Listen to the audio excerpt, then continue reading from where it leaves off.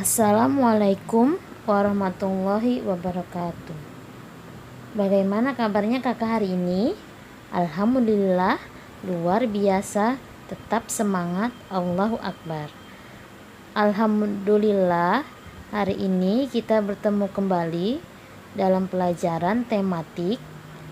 Sebelum kita memulai pelajaran, alangkah baiknya kita membaca doa terlebih dahulu. Bismillahirrahmanirrahim. Baik, kita akan melanjutkan pelajaran tematik paket 3F. Paket 3F, energi dan perubahannya. Hari ini kita akan mempelajari pembelajaran 1. Pembelajaran 1, subtema 1, pembelajaran 1, dan pembelajaran 2.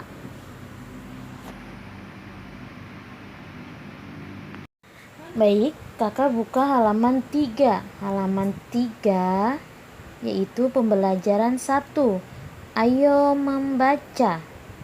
Bacalah percakapan berikut yang berjudul energi. Perhatikan gambar yang ada di sampingnya. Keterangannya yaitu ibu guru berdiskusi bersama murid-murid. Energi. Ibu guru mengajak murid-murid berdiskusi. Mereka berdiskusi tentang pengertian energi. Ibu guru, anak-anak, apakah kalian sarapan sebelum berangkat ke sekolah? Murid, tentu Bu Guru. Mario, bila tidak sarapan, tubuh terasa lemas. Cika, belajar di sekolah pun menjadi tidak bersemangat, Bu. Ibu Guru, tepat sekali. Dengan sarapan, kita memiliki energi untuk bersekolah. Makanan pada sarapan kita merupakan sumber energi pada pagi ini. Saskia, apakah yang dimaksud dengan energi, Bu? Ibu Guru, energi adalah kemampuan untuk melakukan usaha atau kegiatan. Adapun sumber energi adalah segala sesuatu yang dapat menghasilkan energi. Arga, jadi semua kegiatan yang kita lakukan memerlukan energi ya, Bu? Ibu Guru, benar sekali Arga. Nah, di sini Ibu Guru menjelaskan tentang energi, betapa pentingnya energi yang tubuh kita butuhkan. Energi adalah kemampuan untuk melakukan usaha atau kegiatan. Jika tubuh kita terasa lemas, pasti ketika akan melakukan kegiatan apapun, rasanya seperti malas, rasanya seperti tidak mau mengerjakan pekerjaan itu. Jadi, ketika kita melakukan usaha atau kegiatan, kita membutuhkan energi.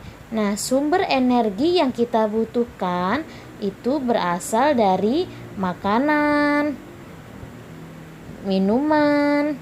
Jadi, ketika kita beraktivitas di pagi hari, kita harus terlebih dahulu sarapan, karena sarapan memiliki energi untuk kegiatan kita selanjutnya.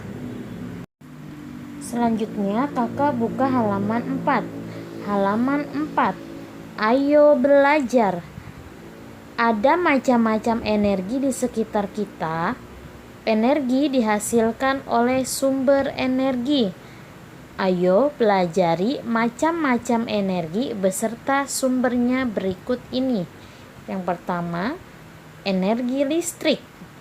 Energi yang dapat membuat berbagai peralatan bekerja seperti televisi, lampu, dan setrika. Sumber energi listrik berasal dari matahari, aliran air, angin, panas bumi, dan bahan bakar fosil. Yang kedua, energi cahaya. Energi yang membuat kita dapat melihat. Sumber energi cahaya: matahari, lampu, lilin, lentera, obor, atau senter. Matahari merupakan sumber energi utama di alam semesta kita. Nomor 3, energi panas. Energi yang dihasilkan dari benda-benda yang mengeluarkan panas. Sumber energi panas: matahari, nyala api, dan listrik.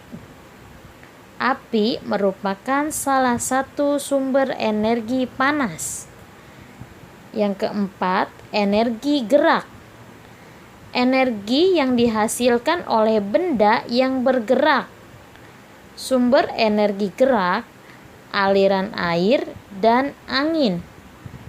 Angin yang bertiup dapat menggerakkan kincir hingga berputar. Selanjutnya halaman 5. Halaman 5 yaitu nomor 5, energi bunyi. Energi yang dihasilkan oleh benda yang bergetar. Sumber energi bunyi: alat musik, radio, televisi, dan pita suara di tenggorokan. Getaran pada dawai piano menghasilkan energi bunyi. Yang keenam, energi kimia. Energi yang tersimpan dalam bentuk bahan kimia. Sumber energi kimia: makanan, batu baterai, dan minyak bumi. Makanan merupakan sumber energi bagi tubuh kita. Nah, di sini menjelaskan tentang berbagai energi dan sumber energinya ya, Kak. Energi listrik bisa membuat berbagai peralatan bekerja seperti televisi, lampu, setrika. Sumber energinya ada matahari, aliran air, angin, panas bumi, dan bahan bakar fosil. Bahan bakar fosil ini seperti minyak bumi, batu bara, dan gas alam. Nah, energi cahaya membuat kita dapat melihat. Ketika malam hari, cahaya yang kita dapatkan hanya dari lampu, lilin, atau senter. Tetapi ketika siang hari, cahaya yang kita dapatkan berasal dari sumber utama bumi, yaitu matahari.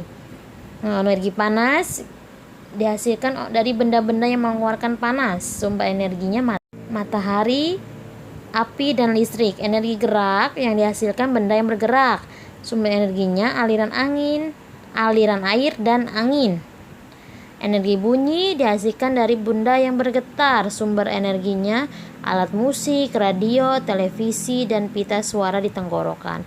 Energi kimia: energi yang tersimpan dalam bentuk bahan kimia. Sumber energi kimia: makanan, batu baterai, dan minyak bumi. Masih di halaman 5, ayo berlatih.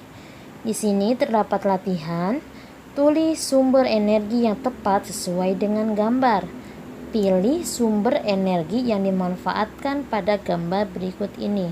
Nah, di sini terdapat gambar mobil, jam dinding, anak kecil sedang bermain perahu, komputer, dan anak kecil yang sedang bermain layang-layang. Nah, di sini kakak pilih sumber energi yang bisa dimanfaatkan oleh benda-benda. Misalkan mobil. Mobil dapat bergerak jika mendapatkan sumber energi bensin, baterai, air, listrik, atau angin. Jika bensin, kakak tulis bensin. Jika pilihan kakak baterai bisa kakak tulis baterai. Jika pilihan kakak air bisa kakak tulis air. Jika pilihan listrik bisa kakak tulis listrik. Nah, jika angin bisa kakak tulis angin. Kakak pilih sesuai dengan sumber energinya ya kak.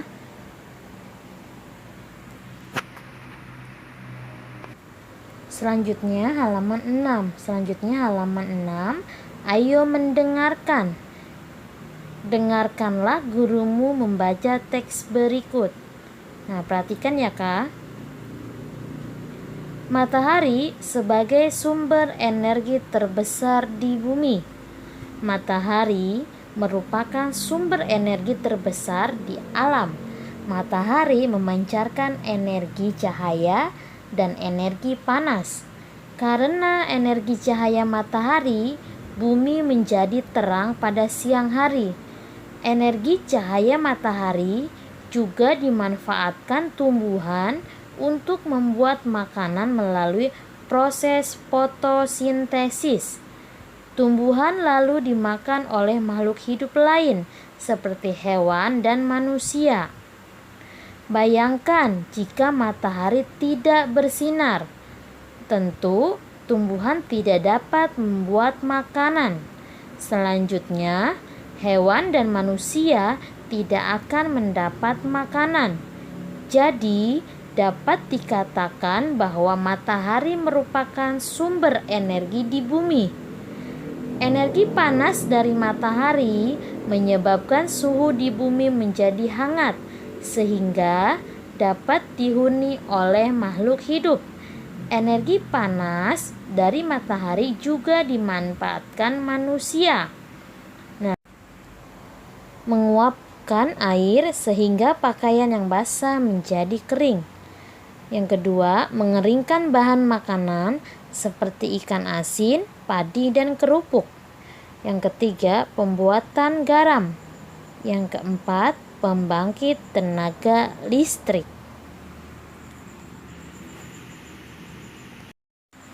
Nah, sebelum Ibu jelaskan ke halaman berikutnya, di sini Ibu akan menjelaskan tentang paragraf. Paragraf adalah suatu gagasan yang berbentuk serangkai kalimat yang saling berkaitan satu sama lain.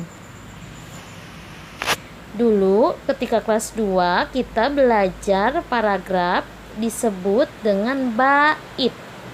Bait dan paragraf sama ya kak?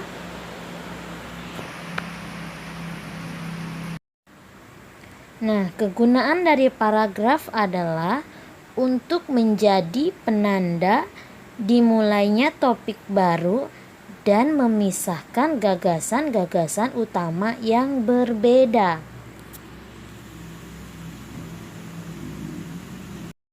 Nah, Ibu akan memberi contoh, Bu, paragraf atau bait yang mana sih? Nah, Ibu beri contoh. Yang pertama yaitu masih di halaman 6. Matahari merupakan. Nah, garis yang agak condong ke depan itu adalah awal dari paragraf.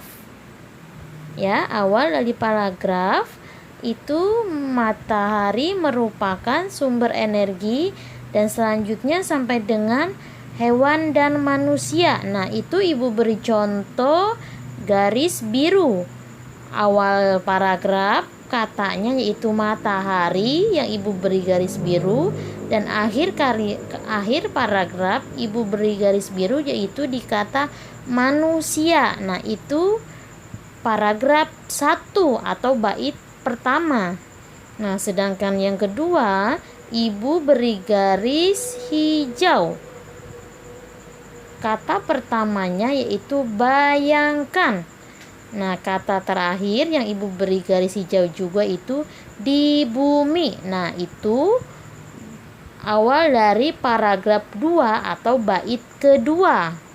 Nah, sedangkan yang Ibu beri garis merah paragraf 3 atau bait ketiga, kata awalnya yaitu energi. Nah, kata akhirnya yaitu untuk. Nah, jadi Dalam teks matahari sebagai sumber energi terbesar di bumi terdapat 3 paragraf atau 3 bait.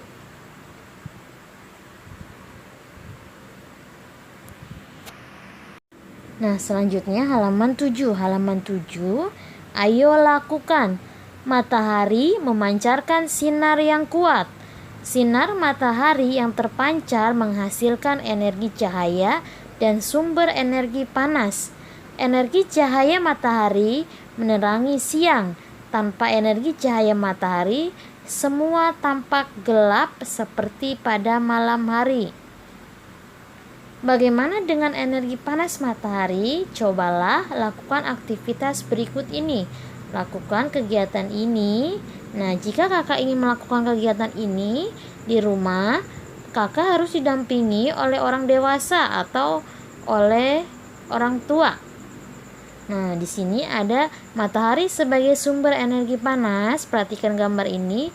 Ini namanya luf, ya kak? Luf. Alat bahannya yaitu 1 batang korek api, 1 buah lup atau kaca pembesar. Cara kerjanya ini ada beberapa langkah. Nah, ketika kakak ingin melakukan hal seperti di dalam buku ini, kakak harus berhati-hati dan diawasi oleh orang dewasa karena hal ini akan menghasilkan api.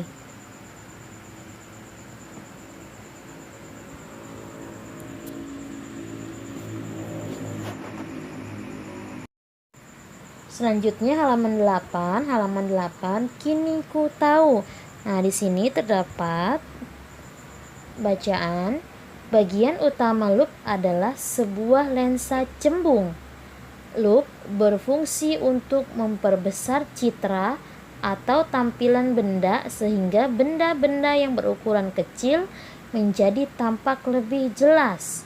Lensa cembung pada lup memiliki sifat mengumpulkan sinar. Bila sinar matahari melalui lup, maka sinar akan terkumpul pada titik fokus lensa. Sinar yang terkumpul pada titik fokus tersebut lama-lama menghasilkan panas yang mampu membakar benda tersebut. Masih di halaman 8, ayo menulis. Dari aktivitas yang dilakukan, kita telah membuktikan bahwa matahari dapat menghasilkan energi panas. Hasil aktivitas tersebut dapat kita sajikan dalam bentuk laporan tertulis. Dalam menulis laporan, kita harus memperhatikan hal-hal berikut. Pertama, laporan harus sesuai dengan keadaan yang sesungguhnya. Jadi kita tidak boleh mengarang. Kedua, laporan harus berdasarkan pengamatan langsung. Ketiga, laporan itu harus disampaikan dengan jujur. Keempat, laporan memuat informasi secara lengkap. Selanjutnya halaman 9, ayo berlatih. Nah, pada laporan yang dibuat tentu kamu menyertakan penjelasan tentang waktu kegiatan. Lama waktu atau durasi percobaan juga dijelaskan dengan rinci. Nah, di sini terdapat beberapa gambar. Pertama, anak laki-laki sedang tertidur. Kedua, anak laki-laki sedang makan. Ketiga, anak perempuan sedang bermain sepeda. Dan keempat, anak perempuan dan ibu sedang membuat kue. Nah, di sini keterangannya. Beri keterangan durasi kegiatan dengan kata lama atau singkat. Gambar 1 sedang tertidur. Jika jawaban kakak lama atau singkat, silahkan tulis. Nah, jika gambar kedua sedang makan. Nah, jika jawaban kakak lama, tulis lama. Jika singkat, tulis singkat. Nah, selanjutnya pun seperti itu ya kak. Sebelum ke materi berikutnya, nah ibu pelajari dulu ya kak ini. Waktu itu terdapat jam, menit, dan detik. 1 jam sama dengan 60 menit. Sedangkan 1 menit sama dengan 60 detik. Jadi waktu terlama adalah jam. Contohnya 15 menit titik-titik 1 jam. Nah, di antara 15 menit dan 1 jam, mana waktu yang lebih lama? Nah, 15 menit, 1 jam kita rubah dulu ke menit, yaitu 60 menit. Jadi, waktu yang lebih lama adalah 1 jam.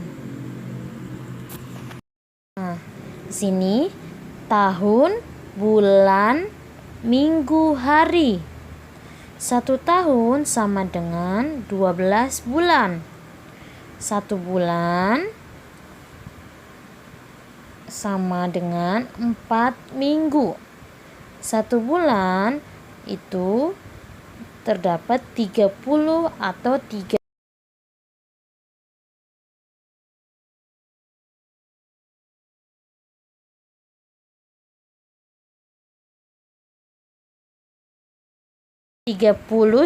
hari. Nah, 1 minggu terdapat 7 hari.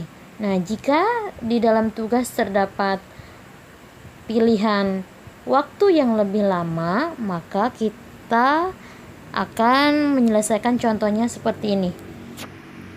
Nah, di sini contohnya 90 hari titik-titik 1 bulan. Di sini kita akan memberikan pasangan bilangan waktu mana yang lebih lama. 90 hari titik-titik 1 bulan. Kita kerjakan. Di sini sudah terdapat keterangan 90 hari. Nah, 1 bulan kita rubah menjadi hari. Itu 30 hari. Nah, 90 hari dengan 30 hari lebih lama 90 hari. Jadi 90 hari lebih lama dari 1 bulan. Halaman 9, ayo beraktivitas. Di sini ada soal. Perhatikan pasangan-pasangan bilangan waktu berikut. Beri tanda centang pada waktu yang lebih lama. Ibu beri contoh 1 ya, Kak. 10 menit dengan 1 jam. Jika kakak masih kebingungan, kakak boleh coret-coret di buku coretan. Kakak rubah dulu. Nah, 10 menit sudah diketahui. Nah, kakak rubah 1 jam menjadi menit, yaitu 60 menit. Nah, 10 menit dengan 60 menit, mana yang lebih lama? Nah, jika 10 menit menurut kakak, berarti centang yang 10 menit. Jika menurut kakak 1 jam yang lebih lama, maka kakak centang yang 1 jam. Selanjutnya juga seperti itu ya, Kak. Nah, contohnya di sini nomor 3, 14 hari dengan 1 minggu. Nah, 14 hari sudah diketahui. Nah, 1 minggu kita rubah menjadi hari. Nah, seperti yang sudah Ibu jelaskan bahwa 1 minggu itu terdapat 7 hari. Nah, jadi kita rubah dulu. 1 minggu sama dengan 7 hari. 14 hari dengan 7 hari, mana yang waktunya lebih lama? Jika kakak menjawab 14 hari, maka centang yang 14 hari. Jika kakak menjawab 1 minggu, maka yang dicentang adalah 1 minggu.